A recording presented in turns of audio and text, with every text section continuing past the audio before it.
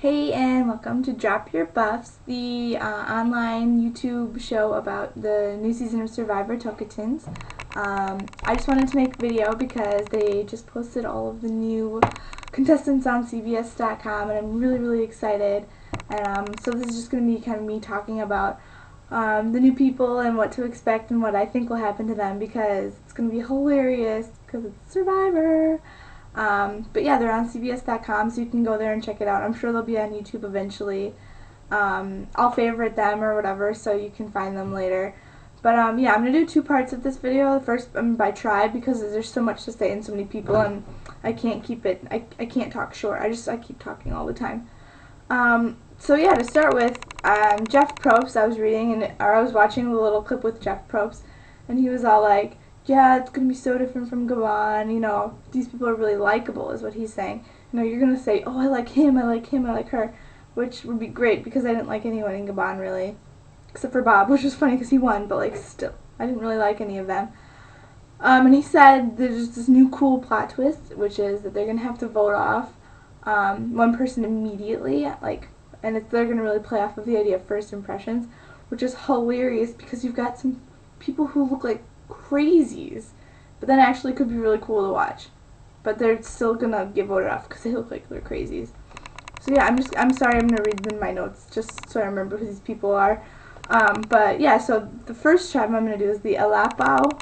Maybe I don't speak Portuguese or Brazilian. Alapao. They're gonna be the red tribe. There's 8 people in each tribe, so it would be weird if they vote off one in each tribe in the first episode. They'll already be down to 14. Which is a little strange, but we'll see what the plot twists are. So yeah, the first person is Sandy. She's 53 from Louisville, and she's a bus driver, and she's obnoxious. I hate her already. She's older, she's very southern, she's got this weird accent. She kind of looked crazed the whole time in her little clip. She looked kind of insane, and she just wasn't saying anything interesting. So I'll probably hate her. She's also old, so if they have to vote someone off immediately, she's probably going to get voted off just because she's old. So, sorry, Sandy. Jeff also said that he thought she'd be gone first, which kind of sucks that they bring old people on just to get them voted off first. But, you know, hey, Bob won, so can't say anything about that. The next one is Steven. He's 29 from New York City, or he lives in New York City, and he's a corporate consultant. Steven went to Yale, and Steven seems like he's kind of nerdy smart, and he kind of seems like he's going to have a hard time getting integrated into the tribe, because you've always got the kind of the hot girls and the hot guys, and then the nerdy guy on the side. And who does this remind me of? Rob Sesternino. What season was that? Amazon, back in the Amazon, new Rob. What's going on? Kind of weird, but this guy seems just like Rob Sesternino. He's like, yeah, I want to backstab people, I want to make other people come up with the crazy plans, which is exactly kind of what Rob did. I mean, he just led people on and made them think that they were making the decisions, but he was really making the decisions. So I'm sure this is what this kid's going to do too. So I don't know how far he'll make it. I mean, he could make it really far if he does it right, or he could get voted off really early. So it'll be interesting to watch him, see what he gets up to. The next one is James. He's 24 from Samson, Alabama, and he's a cow rancher. He seems very cute, like teddy bear, southern. I feel like all the girls will really try to use him, like flirt with him, and he'll probably get played, which sucks, but he just seems too nice. But we'll see. He's kind of hard to read, and I'm kind of having a hard time figuring out where I think he's going to go, but we'll see. I think he's a very interesting person, and I think he has some really good potential to go far. I think he will make the merge. I just don't know how far after the merge he'll make it, because I think being a southerner and being a cattle rancher, I think he's going to have a hard time kind of fitting with the city people, if you will. So we'll see. The next one's Spencer. He's 19, 1-9, very young because they changed the rules. He's from Lakeland, Florida, and he's a college student. First things first, he's young. He's naive. He says he's a super fan, and Jeff Probst said if he'd been older, he could have been on Fans versus Favorites. But I don't see him doing very well. I think he's going to overthink it because he's a super fan. I think he's going to overthink it, and he's going to back himself into a corner and get screwed, and he's not going to make it very far. Maybe the merge. I just think he's going to get caught playing two sides, or get caught out and not realize what's going on. And I think he's going to have a hard time kind of interacting with the older people because he's still so young and not as experienced as them. So, he seems cute, but I just don't think he's going to make it very far. The next one's Sydney. She's 24 from San Diego, and she's a model / interior designer. I don't know what that means. I mean, if she's a model for the money, apparently, and that she wants to be an interior designer. I don't know. It's hard to be both. I don't know. But she just seems like a diva. She had the shortest clip. It was like 1.5 minutes long. She didn't say anything profound. She was just really boring. I think she's going to be kept for a little bit. Jeff said the same thing. The blonde girl is going to be held around for a little while because she's cute to look at. But then she's an easy one to kick off because she's useless. And so once they're done looking at her, they can just boot her when it's convenient. So, sorry, Sydney, you're not going to make it that far. The next one is Carolina. She's 26, and she lives in LA, and she's a bartender. First things first, before I go into Carolina, her thing said she got lasered before going on. And I was like, what?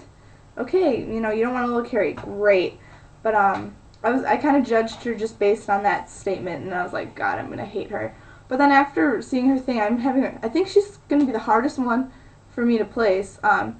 She's had a really tough life, coming from a small, slummy town in Panama, and then kind of living with no money, lots of money, in between welfare, not welfare with her mom.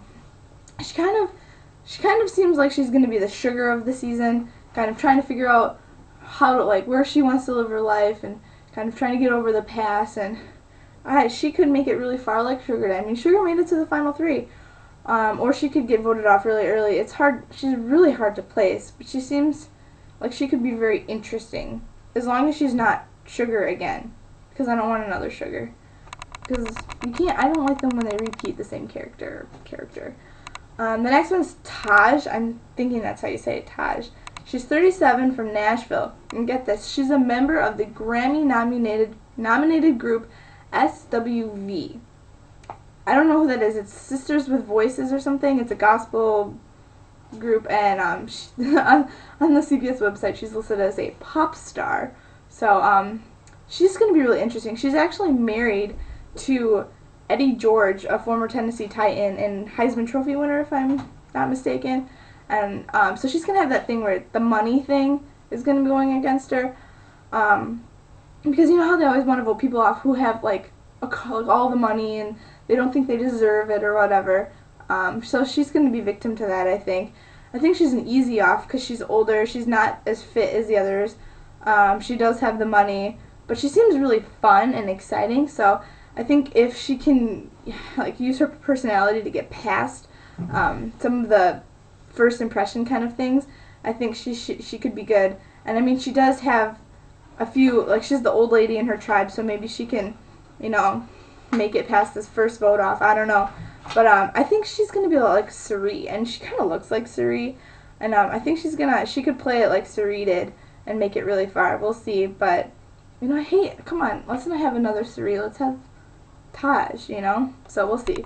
And then the last person in the tribe is Joe from 26.